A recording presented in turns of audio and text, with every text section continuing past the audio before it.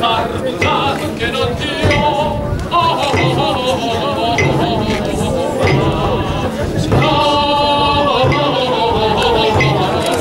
Posso far un verbo che non ti ho.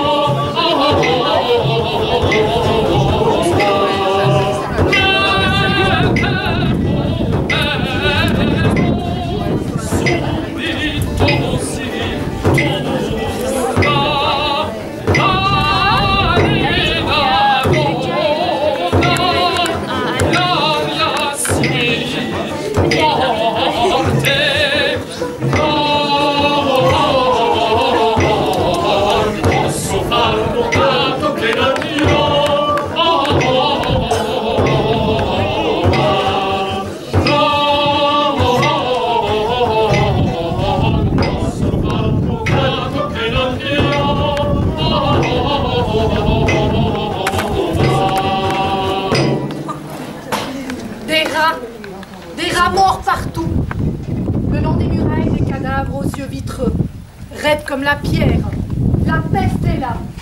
Ancrée dans les murs, la maladie rôde. Les gens ont besoin d'air au-delà de cet air funeste. Prenons la plume et tentons une diversion pour combattre le funeste mal. Écrivons le Décaméron, des histoires légères pour fuir la mélancolie.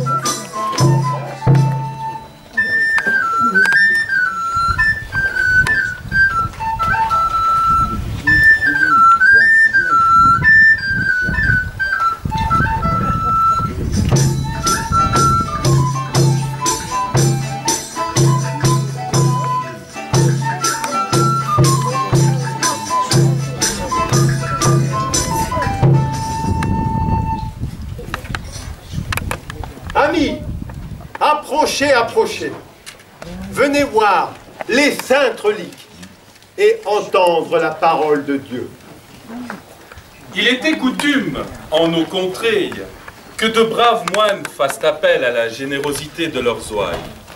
Les paroissiens donnaient alors bon gré mal gré, plutôt bon gré d'ailleurs, car ces moines étaient des enfants du pays, donnaient quelques setiers de vin en échange d'une image pieuse qui protégeait la famille des uns, ou le bétail des autres, ou les deux.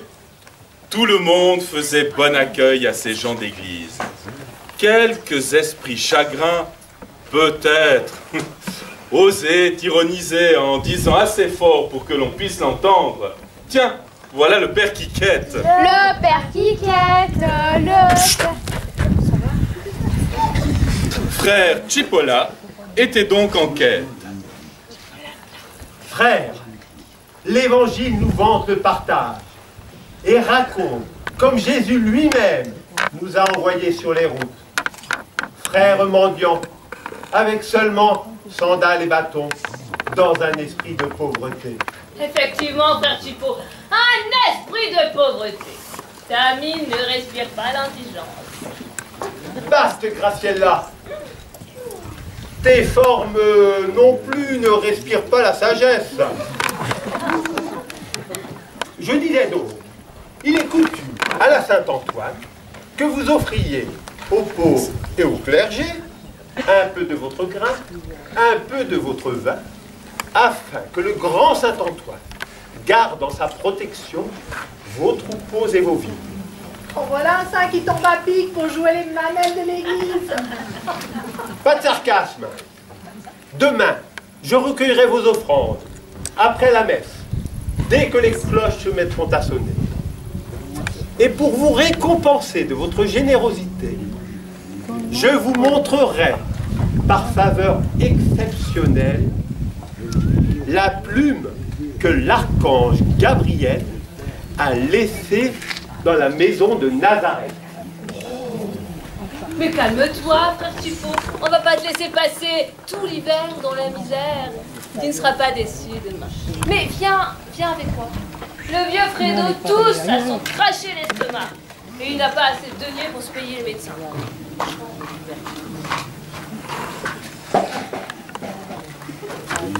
Deux chenapans du village, malicieux en diable, n'ont rien perdu des paroles et des promesses du bon moine.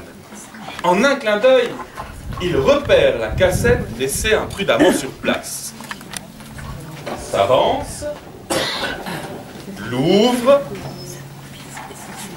et remplace la sainte plume par des restes de charbon faits d'un feu pris à proximité.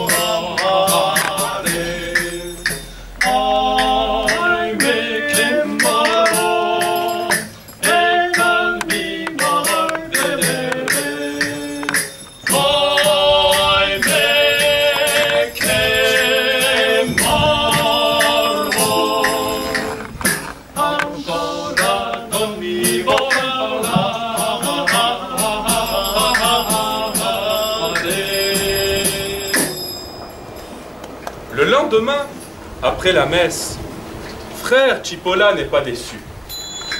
Les paroissiens lui ont apporté tous les dons utiles pour qu'il puisse passer tranquillement la mauvaise saison et même qu'il puisse faire largesse en aidant les nombreux nécessiteux de la contrée.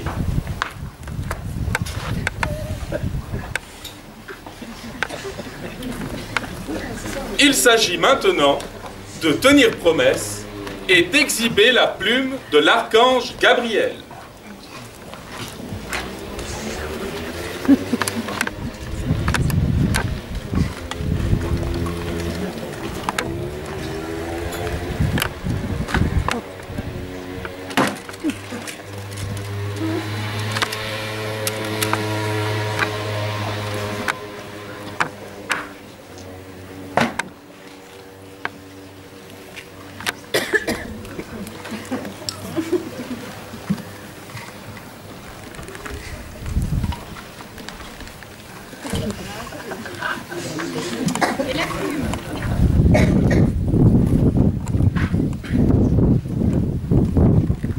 Que Dieu soit loué à jamais.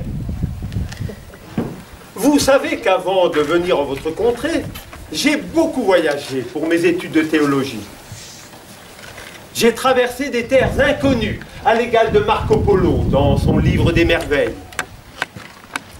J'ai même rencontré le patriarche de Jérusalem et n'ai eu cesse, à chaque fois, de prendre de saintes reliques pour ramener de vers Occident des témoignages de la foi.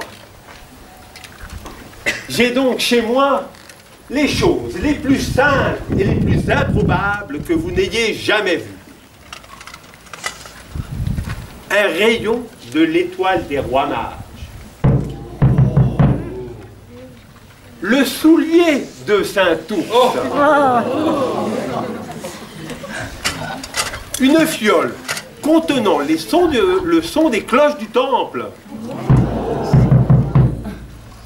La plume de l'archange Gabriel. Et pour finir, les charbons qui ont servi à griller Saint-Laurent lors de son martyre. Arrête, on va finir par te croire. Dans mon empressement matinal, je me suis trompé de cassette et pris, signe que Dieu vous aime et vous remercie pour votre bonté, les reliques de Saint-Laurent, patron de notre paroisse. Rappelez-vous ce grand saint que les païens torturèrent en le brûlant sur une grille, comme on peut le voir sur une fresque dans le chœur de notre église à Saillon. Et celui-ci, qui nargue ses bourreaux en leur disant « Tournez-moi de l'autre côté, celui-ci est assez cuit. » Eh bien voici les cendres de son bûcher qu'un pieux moine a recueilli. Gloire à Dieu qui nous a envoyé ce signe.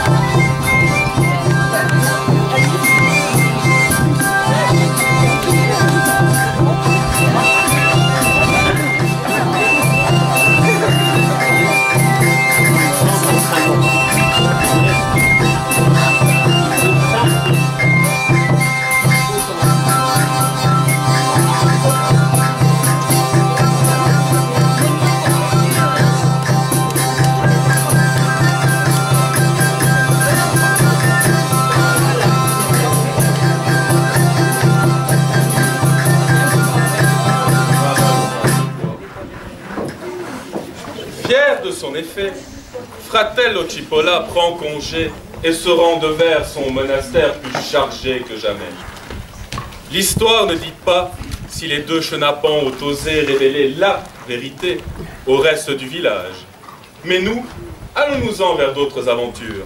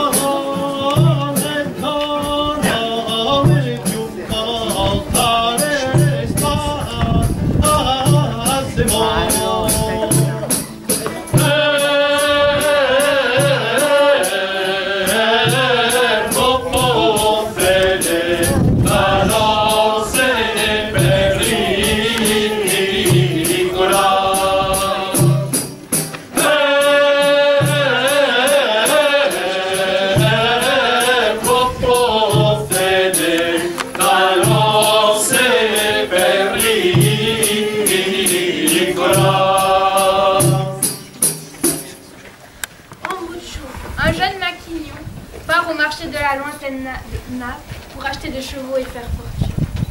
Là-bas, les étalons et les juments se négocient à moindre prix. Et il serait avantageux d'acheter des chevaux et les ramener chez lui pour les revendre avec un joli bénéfice. Il se met en route, plein d'allant. Arrivé au marché, il déambule entre les stands. Mais le gros naïf laisse à sa ceinture, bien en vue, sa grosse bourse pleine d'écus. Ma chère Servinetta, voilà un jeune homme bien monté du côté de la ceinture. Je lui prendrai bien ses attributs et lui viderai tous ses écus pour les mettre dans mon escarcelle. Oh, Madame Bambou. De plus, le gentil a l'air un peu niais. Profitez de l'occasion. Qui ne tente rien n'a rien. Mais la couleuvre est un peu grosse à avaler. Oh, grosse, pas tant que ça. Et puis, soit il est idiot, soit ses affaires sont perdues pour vous. Tu as raison. Allons-y.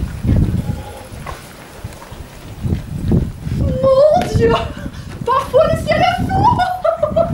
Ah, bella signora, un peu de retenue, que me vaut cette agréable accolade? Tu ne me reconnais pas?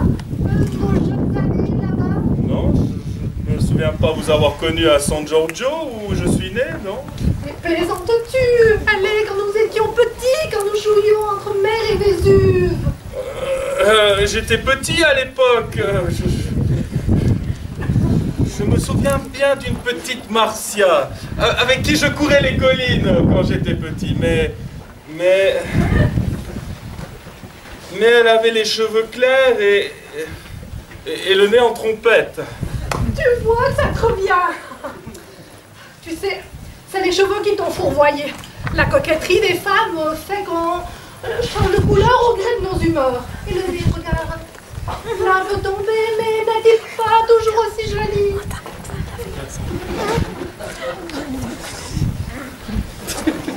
Marcia? C'est donc toi?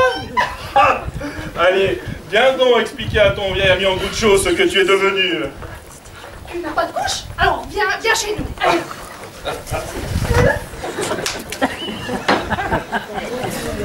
Griselda n'avait pas eu de peine à faire parler Androuche. Et comme prévu, elle le retenir chez elle pour dormir.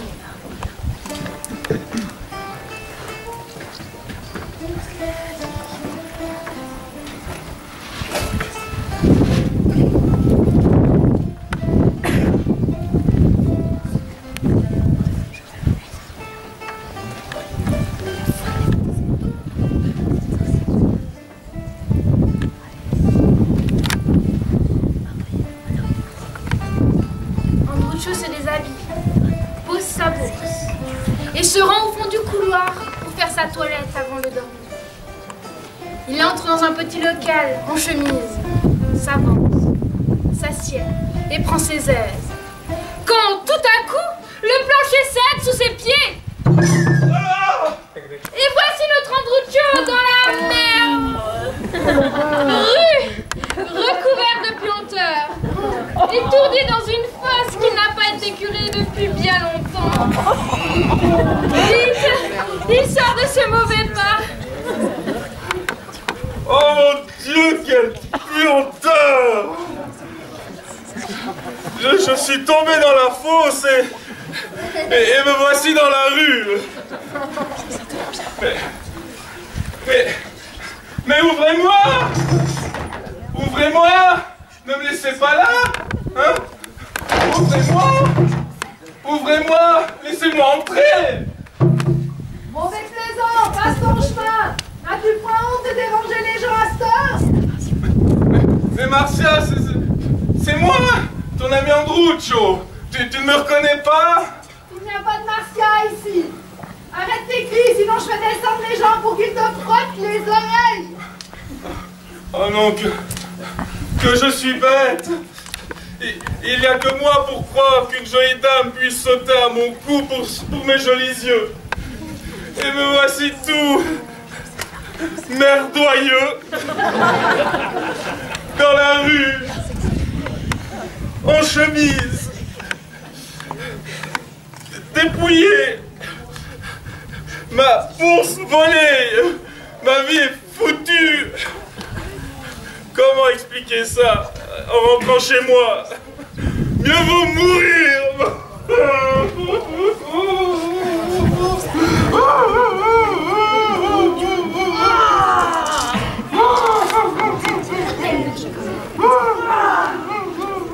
Par la sainte mère de Dieu, c'est toi qui sens comme ça.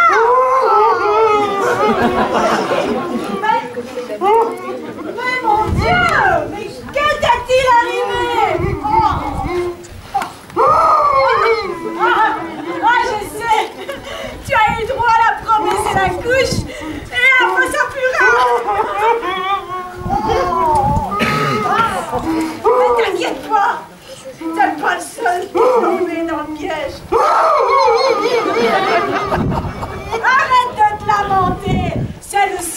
m'envoies. Et demain, tu seras revenu à meilleure fortune. Ne m'en parle pas. Regarde dans quel état m'a mis le dernier cadeau du ciel. Ah, laisse-moi t'expliquer. Mais d'abord, viens à la fontaine, qu'on corrige un peu le parfum que le sort t'a offert. Viens, viens. Allez, viens. Chemin faisant, la vagabonde explique son projet à Andruccio. On a, ce jour, mis en terre sa sainteté le cardinal Vérole dans la cathédrale. Il repose en un somptueux tombeau. Le problème, ces pauvres braves frêles ne viendront pas à bout de la dalle qui recouvre le tombeau. Mais avec son nouvel ami, l'affaire est un jeune enfant. Et il y a gros à gagner les habits sacerdotaux dont le ciel et le corps n'ont plus besoin. Andruccio se réjouit de cette aubaine et pénètre dans la cathédrale avec sa nouvelle comparse.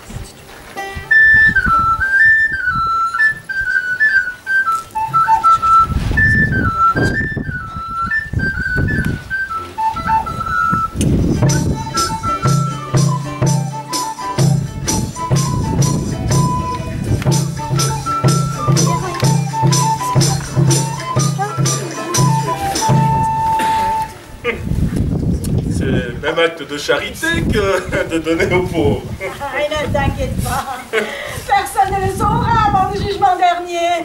Et quand le cardinal se réveillera tout nu, il ira vite se rhabiller, ni vu ni connu. Et tiens, c'est là. Allez, viens avec moi. Allez. Tu crois quoi?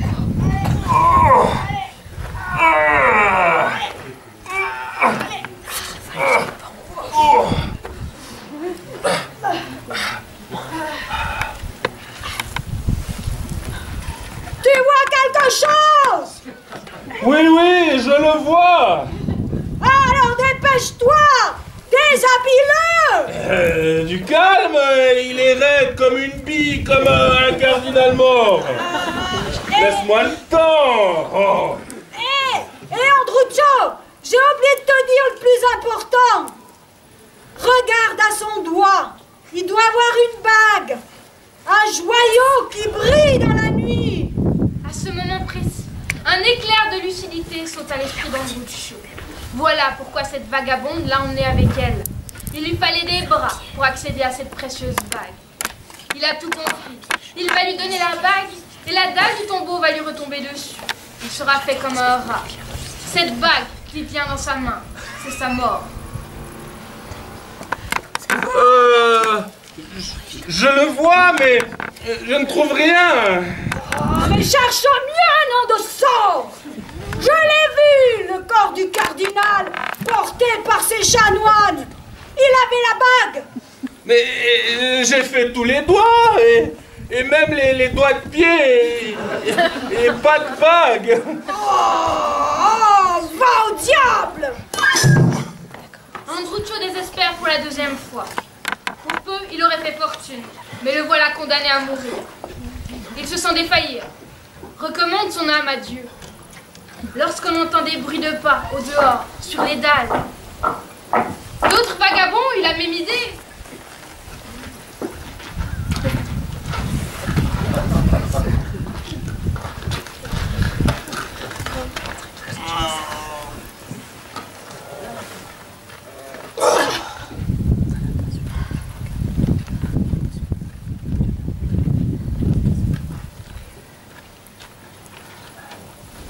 Andruccio a saisi l'aubaine, ou plutôt la jambe de l'intruse.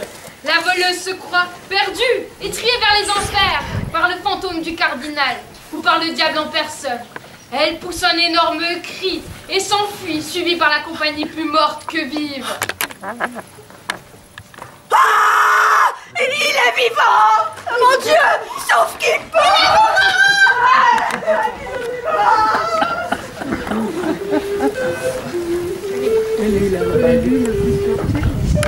Bravo.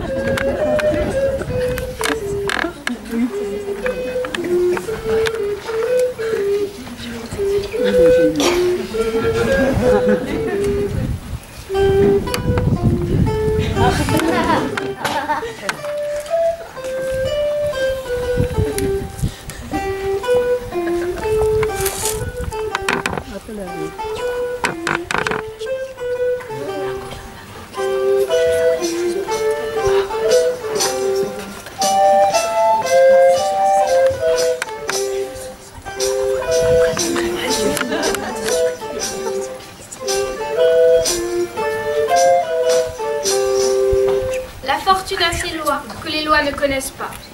Le même jour, Androucho a cru connaître l'amour, est tombé dans la misère, s'est cru mort parmi les morts. Et le voilà qui rentre chez lui, un diamant en poche, fortune faite. C'est la vie qui va, parfois toute droite, parfois par des chemins de traverse. Allons, ne rêvons pas trop, avançons.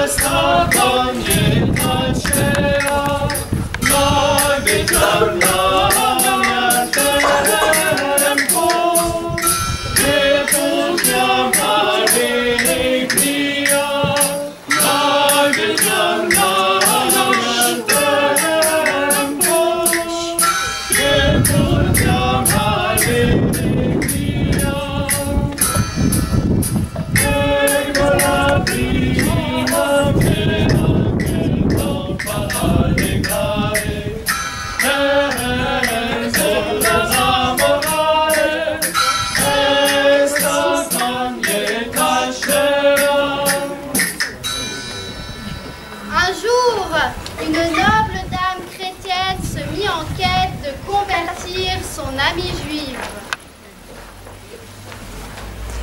Esther, tu connais mon amitié pour toi. Je crois fermement que celle qui n'embrasse pas la vraie foi risque de perdre son âme. Tu vois le progrès de la foi chrétienne. Je pense qu'il serait juste que tu laisses le judaïsme et me rejoignes dans ma foi. Qui serait alors la nôtre. Oh, ma chère Jeannette, ma foi juive me paraît juste et suffit dans mon bonheur. Je ne vois pas de raison d'en changer. Oh, ne sois pas obstiné. Au nom de notre amitié, réfléchis. Tu as peut-être raison. Tu veux que je me fasse chrétienne? Eh bien, d'accord. Mais je vais d'abord aller à Rome pour voir celui que tu appelles le vicaire de Dieu sur terre. Lui et ses cardinaux. Je veux voir comment il se comporte et connaître si ta foi est supérieure à la mienne. Si ce n'est pas le cas, juive je suis, juive je resterai. Ouf, si elle voit un couple de Rome et qu'elle voit la vie criminelle et débauchée des clercs, je suis perdue. Non seulement elle ne se convertira pas, mais si elle était déjà convertie, elle retournerait à la loi juive. Et mon ami, à quoi vont tant de peine et de dépenses pour aller à Rome? Un voyage sur terre et sur mer offre une foule de dangers. Je pense te trouver ici des savants, de grands docteurs, de grands prélats. Le voyage que tu proposes est superflu. Non, Jeannette, j'ai décidé, je vais à Rome.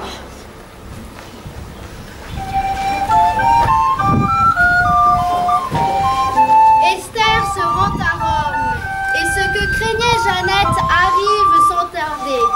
Elle voit ce lieu de débauche et de luxure, où l'on croise autant de clercs que de courtisanes. Elle voit la gloutonnerie, ces brutes esclaves de leur vente, de leur avarice. Esther revient bien vite, son opinion faite.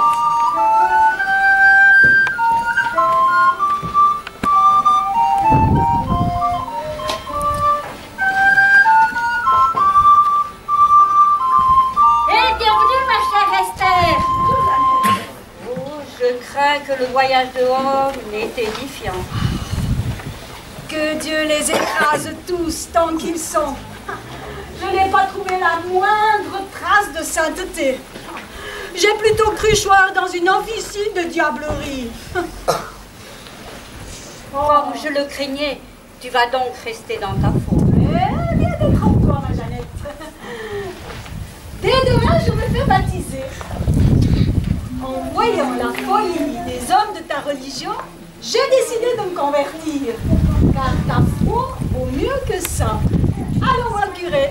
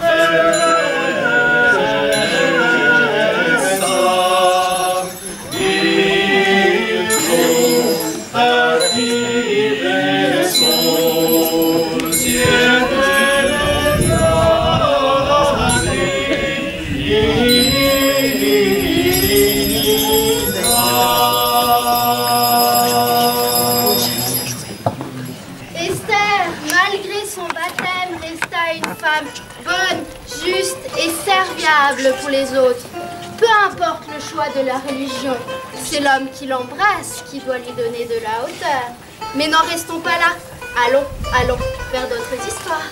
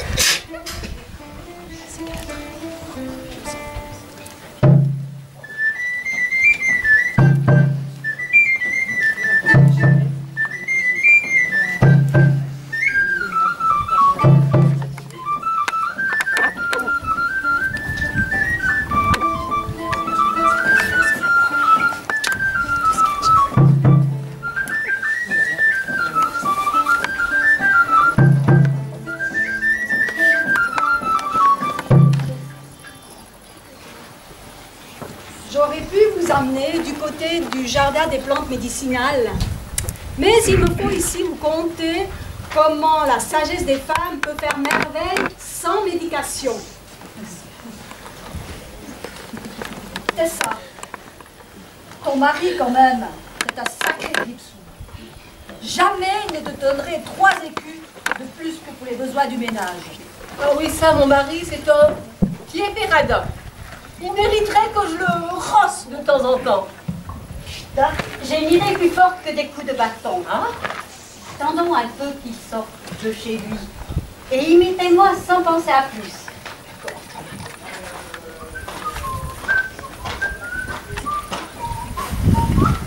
Bonjour, Caladrin. Que Dieu te garde. Mais qu'est-ce que tu regardes? Tu n'as rien senti cette nuit? Tu ne me parais pas dans ton assiette. Si, ça va. Misère de sort. Il semble que j'ai quoi? Rien de précis. Mais tu me sembles tout drôle. Allez, bonne journée.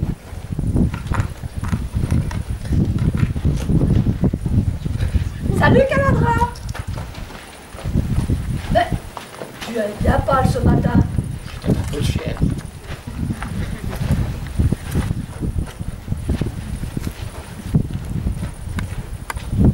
Ouais, tu as une mine de déterré. Effectivement. Je me sens pas très bien. Viens, je t'emmène à la maison. Il faut que tu ailles te coucher.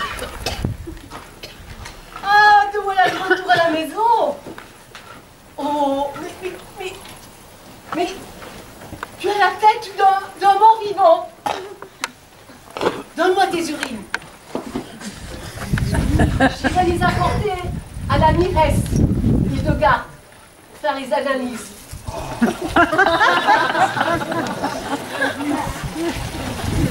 Oh, ils sont bien.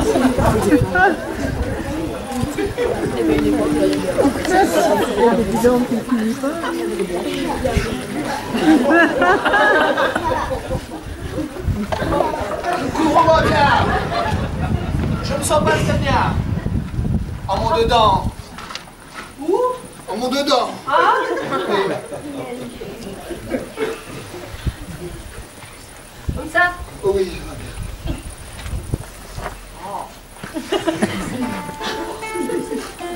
Une bonne bière. Fais comme on a dit alors. Comme on a dit, c'est parfait.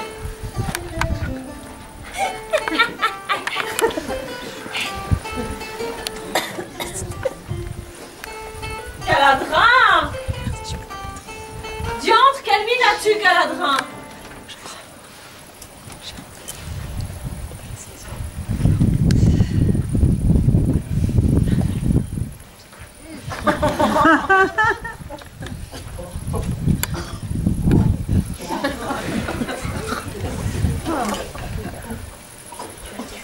J'y pensais.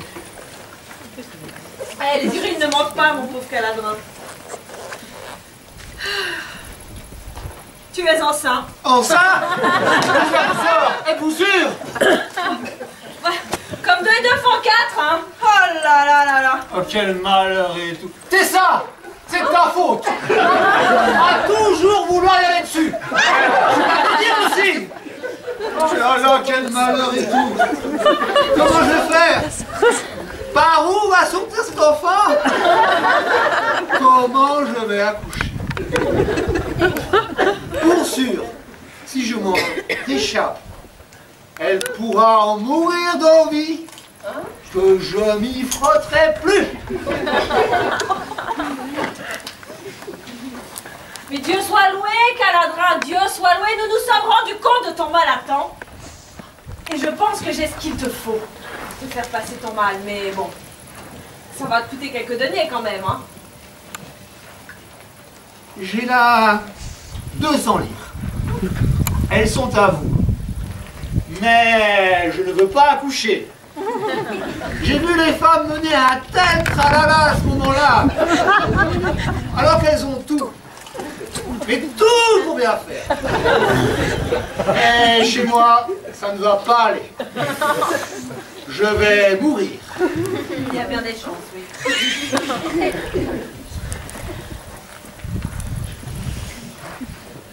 Vois, c'est une potion que j'ai concoctée spécialement pour toi, qui te fera passer tes humeurs en quelques jours. Tous les matins, au lever du soleil pendant 3 jours. Tu en bois quelques gorgées. Oui, tu peux déjà commencer. Ouais, je sais. Ça a un goût de latrine. Mais ça donne bonne mine. Un goût de latrine. Tu peux maintenant me donner tes deniers. Maître Caladrin. Et puis bon, bah, vu que 200 deniers, c'est pas assez, Ah, les jambons, non. Ouais, putain, grosse miche. Ah, pas la grosse mie. Tu aurais été pêché ce matin. Aussi des saucisses. Non, bah... Écoute, Caladrin, cesse de gesticuler de la sorte. De toute façon, pendant quelques jours, tu vas devoir faire maigre pitance. Le temps que tes humeurs s'évacuent. D'accord? Salut, Caladrin. On va faire tendance. Tenez, c'est pour votre aide. Alors, mes chers amis, allons faire bonne chère entre commères. Et à vous tous, attention, oubliez l'avarice. Et pensez bien que parfois, l'émir peut vous dire ce que vous voulez entendre. Salut!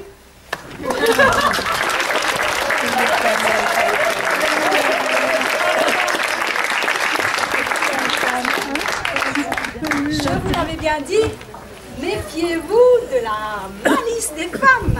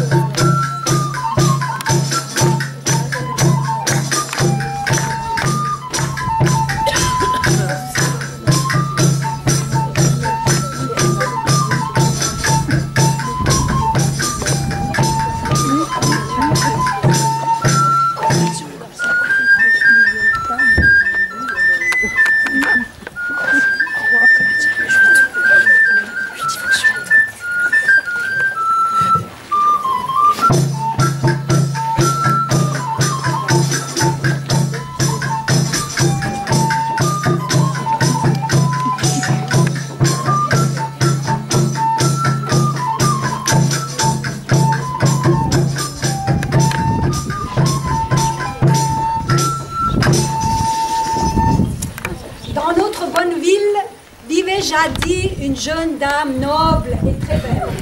Elle avait pour nom Dame Isabelle et était l'épouse d'un chevalier plein de valeur et de mérite.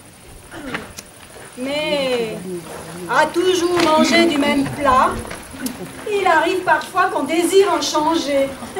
Or donc, Dame Isabelle s'amouracha du jeune Leonetto, un jeune homme avec de belles manières et très plaisant, bien que n'étant pas de haute naissance.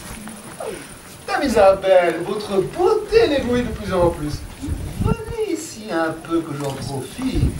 Arrête de me donner du pouls pour faire le malin, Leonetto. Et garde tes distances. Oh, tu sais très bien que mon mari peut revenir d'un instant à l'autre de la chasse. Et s'il te trouve ici, tu es mort. Et moi aussi. Si je ne puis toucher encore cette jolie forme, autant mourir de suite. Je prends le risque. J'arrive. Ne joue pas l'enfant. Tiens-toi bien. Oh, mais pas trop bien quand même non plus.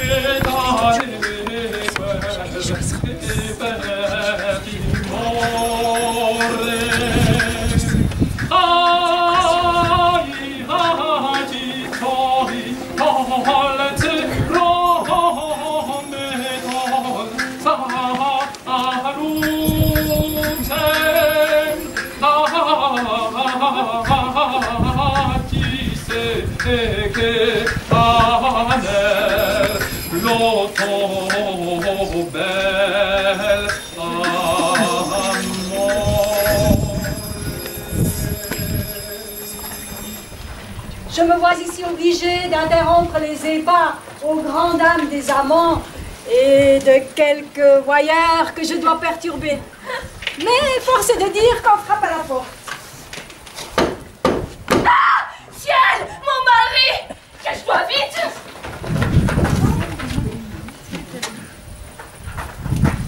Ah! Monsieur Lambertuccio, c'est vous? Mais que me vaut une telle visite à cette heure du jour? Quel accueil, Dame Isabelle!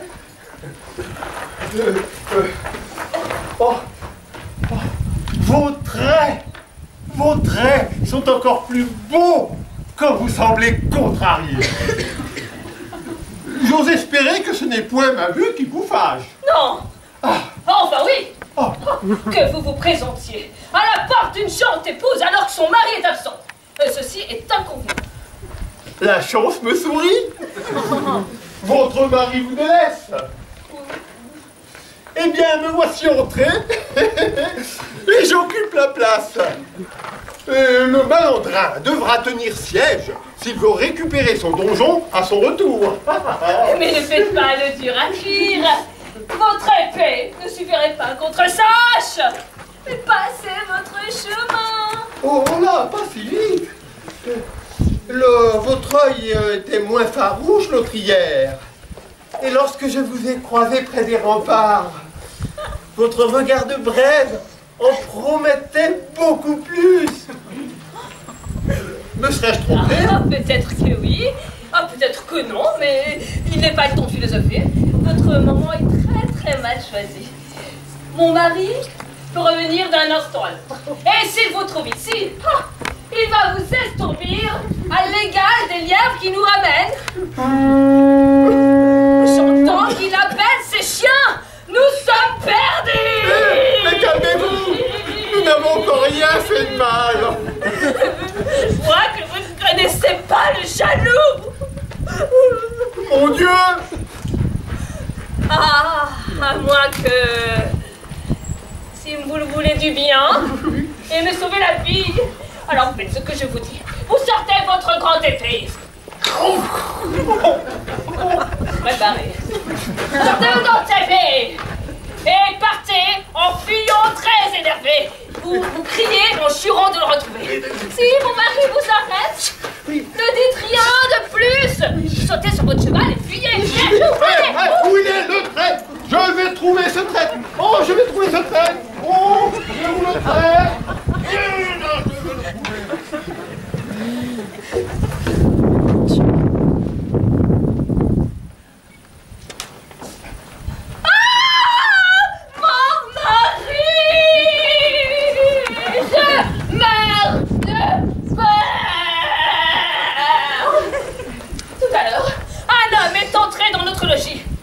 Il m'a demandé de lui sauver la vie, car Messire Lambert Tuccio lui courait après avec sa grande épée. Ah, bien sûr, j'ai accepté et je l'ai caché.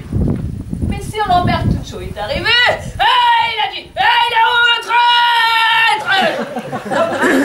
Quand il m'a vu, il m'a salué très courtoisement.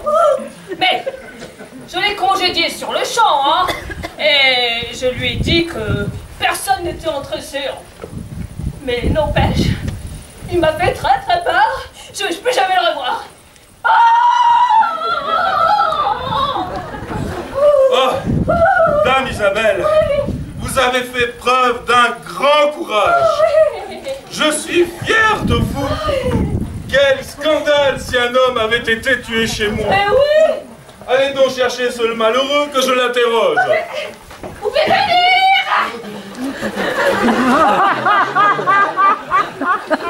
Alors, mon brave, que vous voulez, mes sœurs Lambert Tuccio? Pourquoi tout ce tapage? Pour rien, il n'a pas de sa tête, ou il m'a pris pour quelqu'un d'autre. J'étais sur la route, il a sorti son grand couteau, il m'a fait chasse. J'ai trouvé mon salut dans votre demeure, et c'est grâce à cette gentille dame que j'ai été sauvé.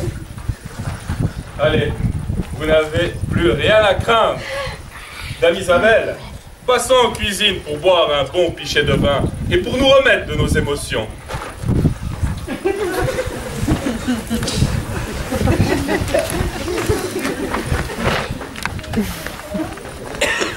L'histoire ne dit pas si ce verre de vin réussit à calmer les émotions de la dame, de l'amant, du prétendant ou du mari, mais ce qu'il faut dire, et ce qui est sûr, c'est que dame qui s'ennuie risque de ne pas se suffire de quelques verres d'élixir.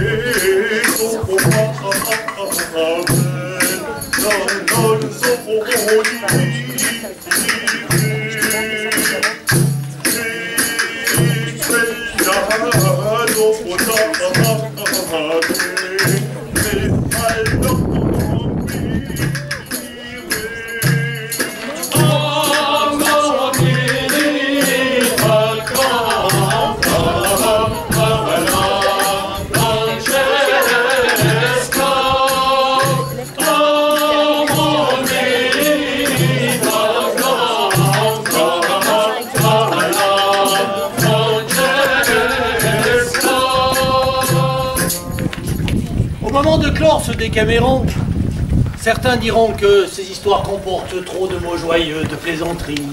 D'autres objecteront qu'elles ne conviennent pas à l'esprit d'un homme grave. Je confesse que ils n'ont pas tort du zèle qu'ils ont mis à lire cette œuvre. On a bien des fois pesé Boccace dans son existence. Eh bien, il n'était point lourd, mais léger, léger comme une noix de Galles qui flotte sur l'eau. Ce ton léger convenait donc à ces historiettes faites pour chasser l'humeur noire et la mélancolie. Demain, la peste ne sera plus, mais d'autres mots rôderont. Alors, allez. Et n'oubliez pas, à chaque fois qu'il sera utile, de relire le Décaméron de Boccace.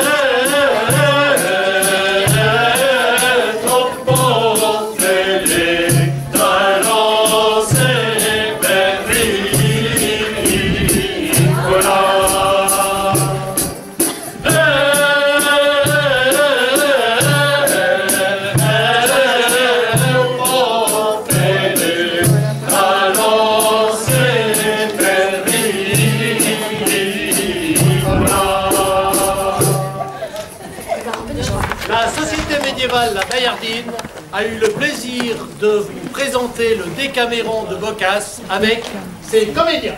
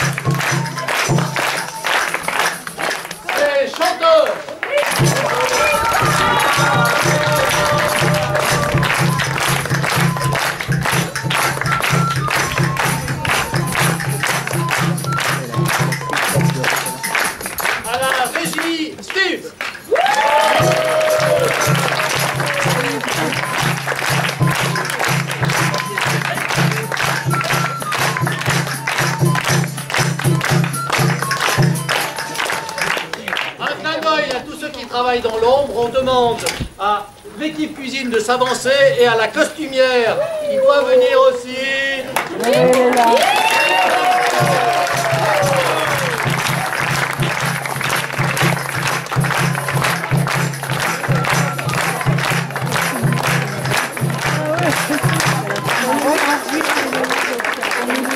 Adaptation du texte par Marie Héritier et Stéphane Roduit.